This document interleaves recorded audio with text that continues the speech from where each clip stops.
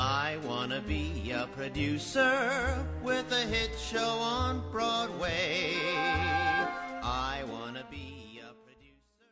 Hi, everybody. Welcome back to the Producer's Perspective podcast. Today, I am in one of the busiest offices on Broadway. I literally tripped over about 100 chorus boys and chorus girls on my way into this office. I am in the offices of Telsey & Company, talking to the founder of that company, Broadway casting director, Bernie Telsey. Welcome, Bernie. Hey, how are you? Okay, now, this is where I would start listing the credits of my guest. And if I did list Bernie's credits, you could probably listen to this podcast on a flight from here to China, and I'd still be rattling them off. So I will name just a few. Rent, never heard of it. Spider-Man, Wicked, I think you're getting the picture. This season alone, Bernie is responsible for getting jobs for actors in King and I, Finding Neverland, American in Paris, as well as a host of plays like Hand to God, Love Letters, This Is Our Youth, and plenty, plenty more. Check out their Playbill Vault page for the long, long list of credits. In addition to that, they also cast regional productions, television, like the telecasts of Peter Pan, Sound of Music, as well as everyone's favorite TV show, Smash, that we all miss, I know. Masters of Sex. They also cast movies, commercials, and a ton more. It's ridiculous. This resume reads like a Broadway world thread of shows I want to work on. So, Bernie, we'll start at the beginning. That was a great intro, by the way. With all that long list, tell me about how you got your start, how you started in the fabulous world of casting. I'll give you the short story, but I went to NYU for the theater management program.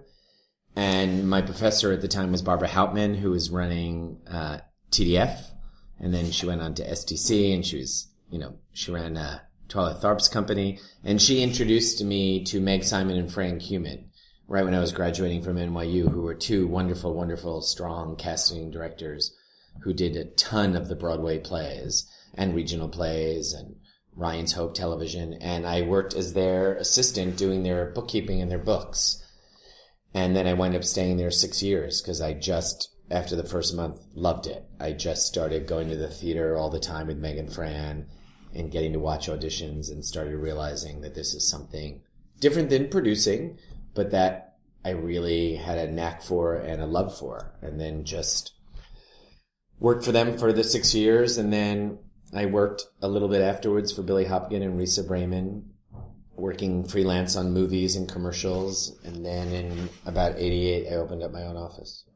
And what was the first client you had when you started? It was a Diet Dr. Pepper commercial, because I had done commercials at Risa and Billy's, and then sort of the commercials took off, and they said, go open up your own shingle and do the commercials. And I was able to do, at that time I was also, had met Bob Lapone and Will Cantler, and we were starting this club called MCC. And so doing the commercials was the perfect way for me to,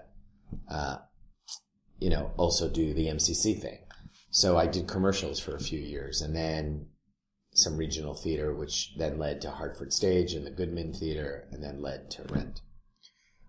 Now, one of the things that I find as a producer is whenever I meet people, which is usually on a golf course, who are not in our industry, they ask me what I do, and I say, I produce Broadway shows. And then they say, cool, what does that mean? So if you met someone on a golf course, I imagine you get this question a lot when you meet people outside the industry, and you said, I'm a casting director. They say, cool, what does that mean? How would you describe what you do? That's a good one.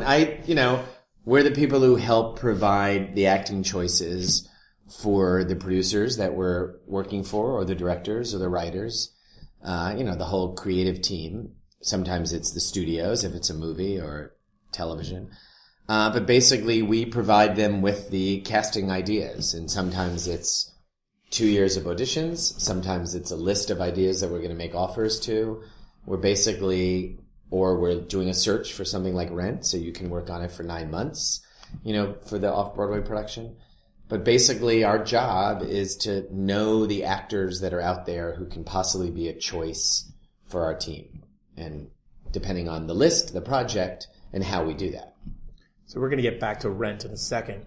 But the casting director position hasn't always existed on Broadway. It's as Broadway shows gotten bigger and bigger, it was born. Yeah. Do you know a little bit about when that happened, or why it happened even? If I go back to the early sort of casting directors, even before the Broadway stuff, it used to be done out of the offices of the producers. And a lot of times it was the producer's secretary or the producer's assistant. Those are the sort of old war stories of, where casting came from. I don't know actually what was the first show on Broadway that actually had a casting director, but, it probably was Johnson and Liff, in the sense of, they were around and so was Meg and Fran. I would say, I'm not going to say the 70s, but that's probably just because that's when I started paying attention.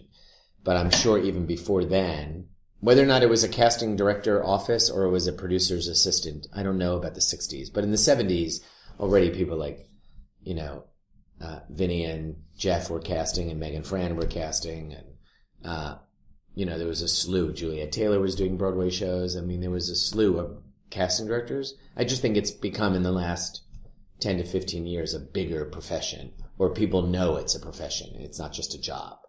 There was always casting directors, but we were probably the best kept secret, and now people are aware of what goes into it, and that started with probably the CSA, the Casting Society of America, and promoting our profession, and now we get title page billing on playbills or main title billing on movies. A Tony Award maybe in the future. In the near future.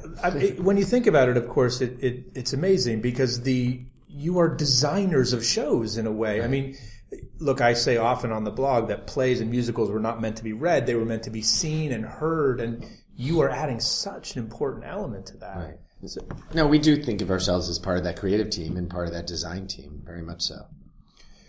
When you're at an audition and someone walks in a room, have you ever had an experience where you're like, oh, that person right there, there's something... Oh, all the time. Yeah. All the time. You start to feel it inside. You get like a little, you get the shivers. It's like that, instant attraction that happens on a blind date. But in an audition room, it's because you know what it is you're looking for.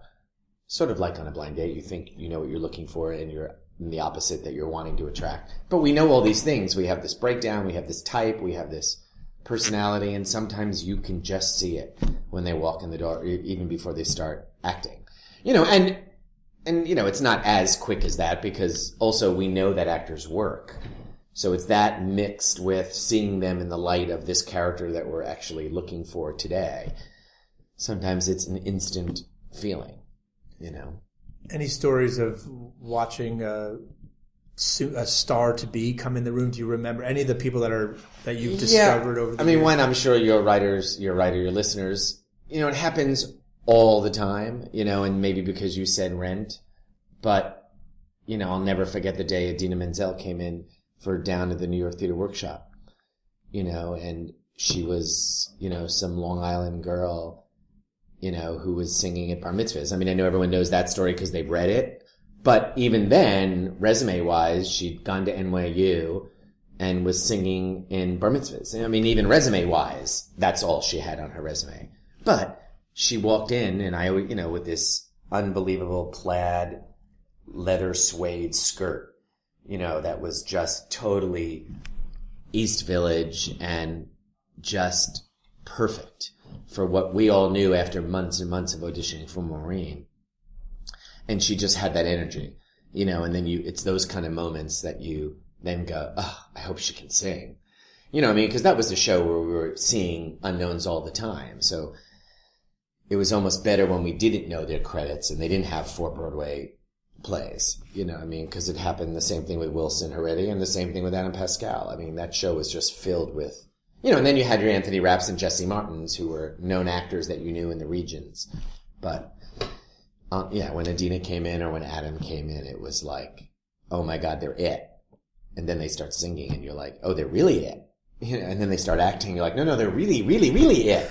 And then they get cast, and then bingo. I would have loved to have had a camera in that room when they left. When they walked out the door and the door shut. And No. you guys looked at each other. Oh, yeah. It was unbelievable. It was unbelievable experience because it took so long. And then when the right people came in, it was magic.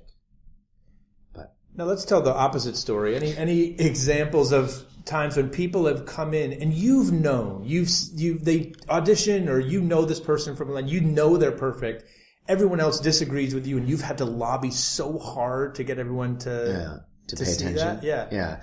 I mean, that's the challenge of the job, and it's what I look forward to most, because it's really then about the collaboration that I have and my staff has with the creative teams that we're working with, because it's really hard thing, casting. And I don't mean our part of the job. The day that you're in a room with anywhere from 5 to 12 people on a creative team, and you're having to make a decision and all agree. I mean, that doesn't happen in most industries. There's a hierarchy and you do what that boss says. And yes, there's a hierarchy here, and the director has the final or the producer has the final, but it's such a collaborative industry. No one likes to wear that power. So they want to, as a room, collectively decide, even if we're leaning towards the end being the director. So it's really a hard decision. I always say it's like your whole entire family the day after Thanksgiving, and now you're going to just order a pizza and everyone agreeing what to get on the pizza. Like, no one wants the same thing, And in this case, casting usually happens before the team has really learned to mold and collaborate together, because they've all been working independently, and now they're going to begin to work as a unit. And so they don't have that history that they have by the time they get to opening night. They don't have that shorthand. And so, and if it's a lot of new people, which, half the time, most of the time, there's some new people, there's tiptoeing. And then you have on the other end the experience of the whole idea of auditioning, that decisions are made based on, a good audition or a bad audition, and so I feel like it's our job to sort of make sure at least everyone in the room knows the person's work.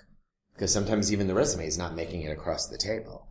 Or it's our job to say, oh, no, they really did that last night. Or they really can sing higher. They just didn't do it in that song choice.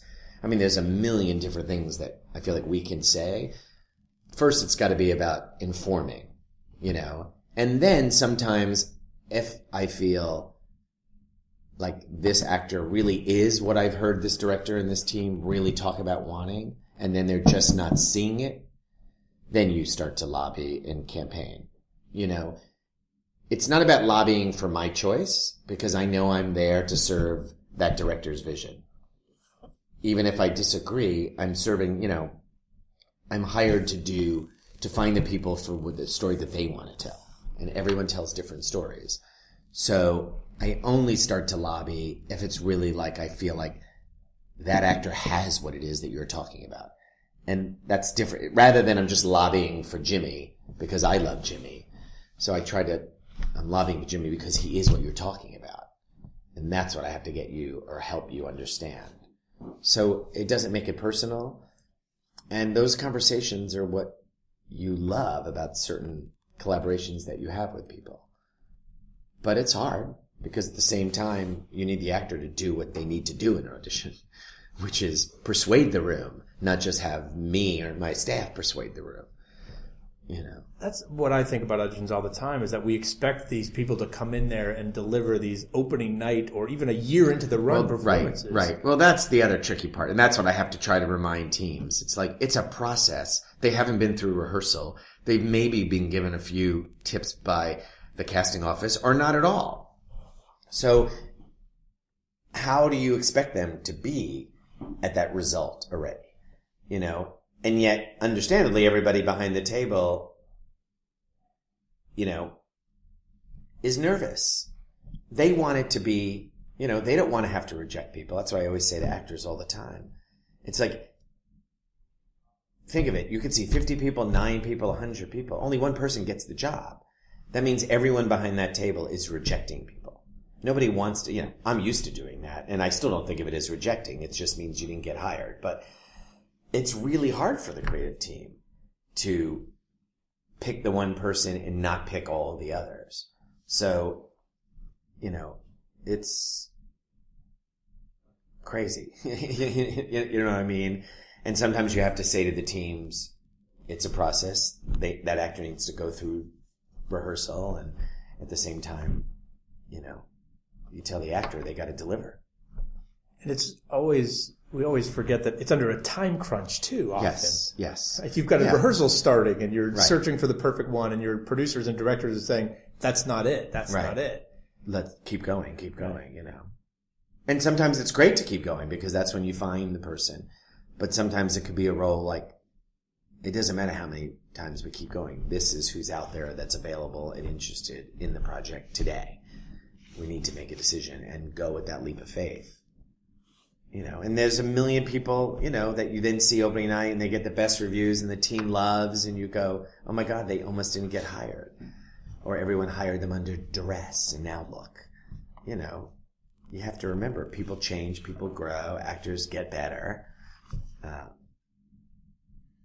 But it's a very sensitive, high, nervous making part of the process, I think, casting for teams. And you mentioned a very interesting point about who's interested and available in this project right now. Because one of the things I even hear from people is like, Ken, I've got this great show. I've got this great. I want Hugh Jackman to play the lead. Right. And of course, that's what everyone wants. And Everyone. I do too. So I will admit it. But we have to understand where we are. Right. How do you what's your producer relationship like in those cases where you have to manage expectations of who's going to do your show? Yeah, that's exactly what we have to do. You know, and it doesn't mean we're making any judgments on that show by saying Hugh Jackman's never going to do it. But we have information. We're talking to the agents and the managers every day, whether it be about a movie, television, or a play, or something upcoming.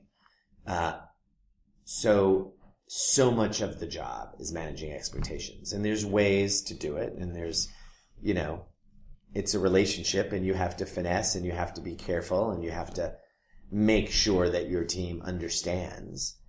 And not being available and not being interested sometimes has nothing to do with even whether they like your project or not. You know, it's just, they're not going to do that because, you know, that actor, I'm not even saying Hugh Jackman, but this particular actor is only going to work with these 3 directors. But, you know, there's so many pieces that we're on top of and we know and, you know, but at the same time, as much as I say that, you go, let's try. I mean, just had it recently. Never would have thought this person would have done this television show. I didn't get to the point of saying that, thankfully, but in my mind, I would have been like, here are the 10 reasons they're never going to do it. And they're doing it. You know, so sometimes you don't know, and sometimes you go, let's try. You know what I mean? But let's also be realistic, and let's also be open to other ideas. What do you think about the current state of stars on Broadway? You know, there's a lot of them. You know, I gotta say, you know, I'm twofold. You know, they're good. I mean, I can't sit here and, you know, even if we weren't on, you know, live or recording, I can't name even a handful of ones who I think were bad in that particular play or musical. And that, in fact, they were good. So I get it. So why shouldn't the good star get to work just like the good unstar? And I get it. With the price of tickets, you need something else that's going to attract the ongoing audience that's going to come 8 times a week for 6 months. So I understand the business and the economics are different than they were 10 years ago, 20 years ago. So you need that. But at the same time, you know, it's not about feeling bad. There's so many other great stage actors that you remember the day, even when I was casting, when that was enough for them to star in that play. Because the play was so good. And the play is what people wanted to see. And unfortunately, it's not the producer's fault, I don't think. It's just the way the economics has been. That good play isn't sometimes enough. You know, but then you have moments like Hand to God, you know, where someone has the balls to, I'm going to do this because the play is that good and will demand that people recognize it, even if it doesn't have stars. And bingo, it seems to be working quite well. So it's easy to sit here and go, why can't we have all 4 plays be like Hand to God? It was like that in 1982 and in 92. But I get it. You know, it's made the not-for-profits in New York that much stronger because they're doing all the new plays. They're the ones winning all the Pulitzer Prizes of the last few years. drama desks are going to the off-Broadway plays. They're just not getting the Tonys because it's hard for them to go to Broadway, you know. So speaking with people having the balls to take plays like that to Broadway, you've worked with a lot of producers over the years. Without getting too specific, although you want to mention names, you're certainly welcome to. Some of your favorites or least favorites, or what are the skills that you think are necessary to produce a show on Broadway now? I don't do that for a living, right? I do the MCC thing, but I think, you know, it's a lot of work to produce a show on Broadway, whether it be a play or a musical. And you have to be all consumed all the time. Because sometimes a Broadway Times review is not enough to make, you know, there's so many things to do, marketing. I think you have to have, you know, balls, you know what I mean? And I don't, you know, that sounds crass, but I think you have to have real passion and real strength. You have to have access to economics and financial wherewithal, you know, proper budgets and proper reserves. And you have to do whatever you possibly can to get the word out there besides the New York Times review. And there's people I love casting for, or I love watching, because there's people who do that really well. And then there's sometimes, you know, they just rely on the reviews. Again, if you're lucky enough to do that, great. You know what I mean? But I think you do have to have, because it's a lot of work. I mean, my heart goes out to all of our clients that we cast for, and they've all become dear friends, and they come to MCC, and I learn from them, and I really respect what they're doing, because it's really hard. I mean, there's so many other businesses they could be making much more money using their brains, you know. So I'm pretty impressed by every lead producer that we've worked for, the ones who are really on the ground and doing the work.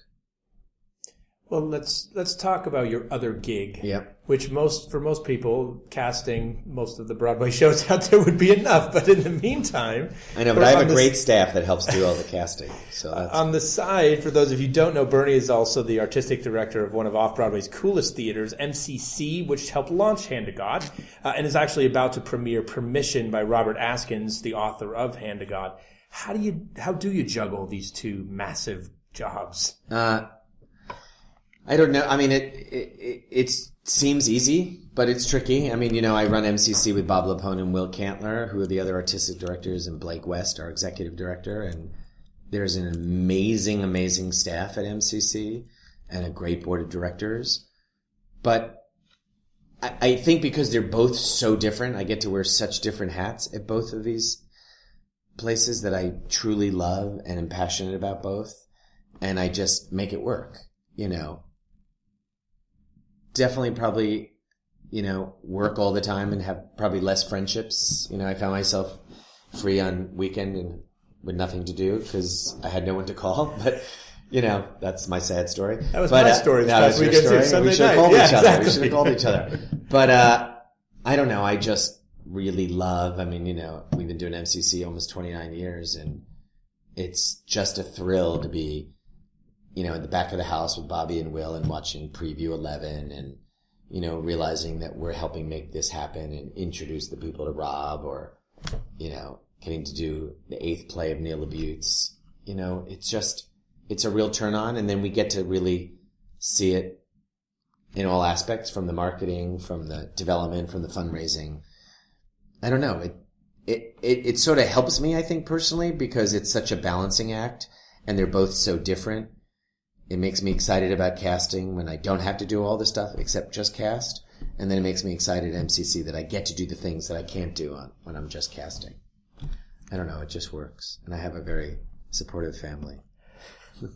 When I did my podcast with Todd Hames, he actually described the role of an artistic director as a producer. You agree with that? Yeah, very much so. I mean, Bobby and Will and I, none of us direct or act. We really just produce. Todd's the same way. He doesn't direct either. I find that's fascinating. Would you ever produce on Broadway? Sure. I mean, you know, I think it's just, I mean, the theater has had, you know, shows move and we've been involved, but I don't have the sort of, you know, right now in the raising the money thing, you know, because of raising money all year for MCC, which is different, not for profit and charitable. it's so different than raising money commercially. It's just about that kind of time I don't seem to have between the casting and the not-for-profit. But the idea of producing on Broadway, totally in a heartbeat.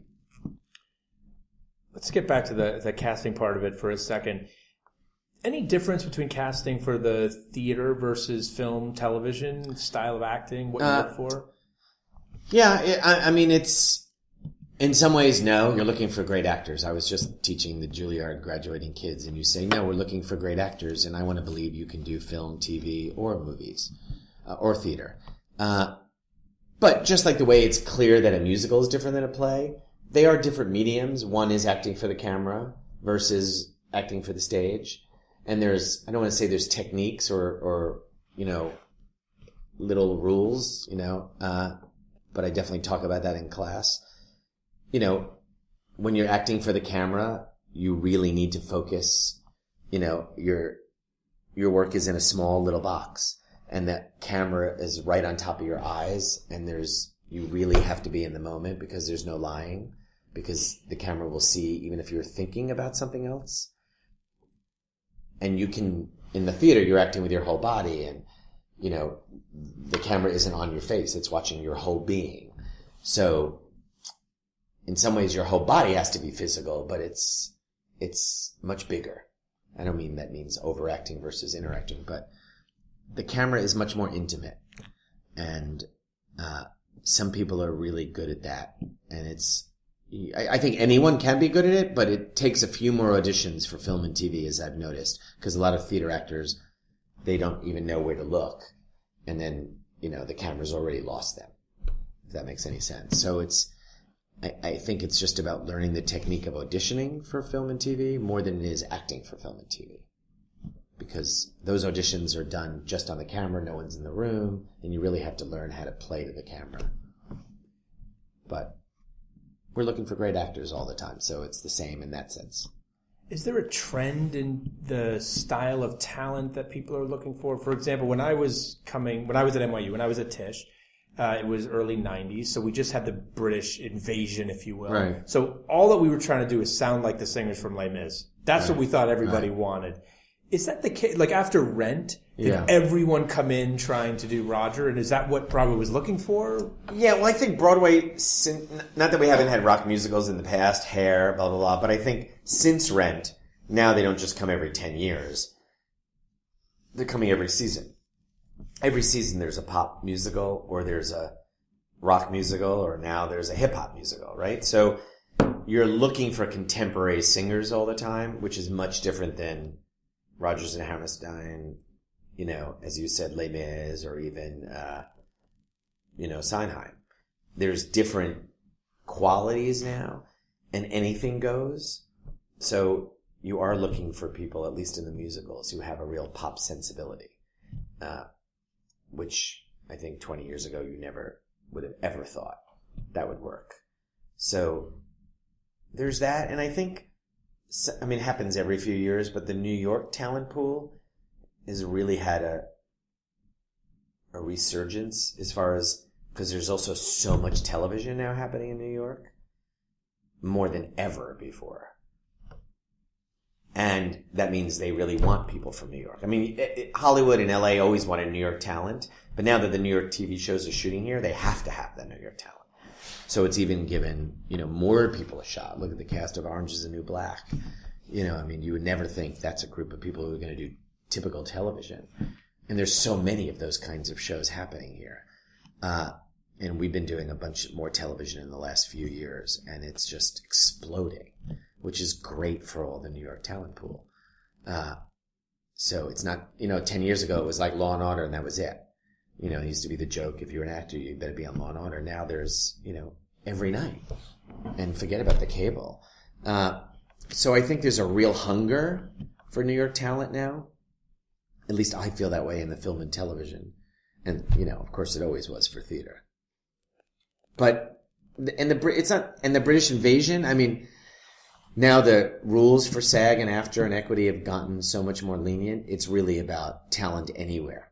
And because of the internet, within an hour we can audition someone in Australia, or we could audition someone in London, which I think personally is great, and the film and TV world is, universally open to that. Equity, you still have crazy issues about, green cards and stuff like that. And that makes it harder for non-U.S. citizens to work in the theater, which hopefully will fade away as time goes. Because I feel like a good actor should be able to work anywhere, even us working there. Have you cast anyone big from a video submission? Oh, yeah. We just did it for this television pilot that we just cast. I'm trying to think of a story that I could tell you. I have to think. But, we just hired, these two kids out of Juilliard, he came in, he went on tape, and the next day we sent it, and he's the lead of a new television show. He didn't fly to LA and have to be seen by 20 people. It was right here in this room where you and I are talking, on tape, his first audition, not even graduated from Juilliard, and he's the lead. The lead. It's like, and you go, oh my God, but you know what? Happened again yesterday of something else. It happens all the time, which is great, because nowadays you can really trust, the taped audition. Which is why you don't want to not be able to do that for plays. I know it's live theater and they should be in the room, but I don't want director A to not see actor A just because he's working in St. Louis. We're not going to eliminate the live auditions, but when you have a great actor and they're just not able to be in the room, you still want to be able to audition them. And that's what I think the internet has really been great. Piece of advice for all those actors? I'm sure I have a lot of them listening in today. Sure. As I say this all the time, be prepared. And you go, okay, what does that mean? It means, know what you're auditioning for, everything you can put, you have to be a detective. Someone just said, here, read this one page of dialogue and go to Telsey's office tomorrow. It's your job to treat it like it's a gig. And like all that great stuff you learned in acting school about the research you do if you got cast. You need to do that same thing, know who you're auditioning for, know who might be in that room, know the kind of material or the kind of work that they do, know what the sides are. Is it from a movie that you could have read ahead of time that might inform you something about the role? Or if it's from a new play, read the play, because the sides sometimes aren't clear enough. Find out what the breakdown is. There's so many things rather than just the material. And, I feel a lot of young actors don't know to do all that other homework, besides the, yes, go be an actor and go do good material, do a good audition, but, dress appropriately. It's all of that kind of stuff. Be accessible in the audition. Be able to take direction if someone throws something at you. It really has to be like your best blind date. I said that earlier, but it really is that. Just like if you were really going on a blind date, you'd be thinking about what you wore. Even if you're a t-shirt person, you still would have hopefully thought about what's the best t-shirt I look good in. You have to think about it. It doesn't mean wear a costume. It doesn't mean all that, but just think about everything besides just the material. All right. And our last question, which we're now calling the Genie Question on these podcasts, which is, I want you to imagine that the genie from Aladdin comes down and comes into your office and says, Bernie, you've been such a great casting director. I'm going to grant you not 3, but 1 wish. And with the snap of a finger, I can change one thing about Broadway. Whatever keeps you up at night, whatever frustrates you, whatever drives you crazy that you wish would just instantly go away or change or be better, you can do it with my snap of a finger. What would you ask that genie to change?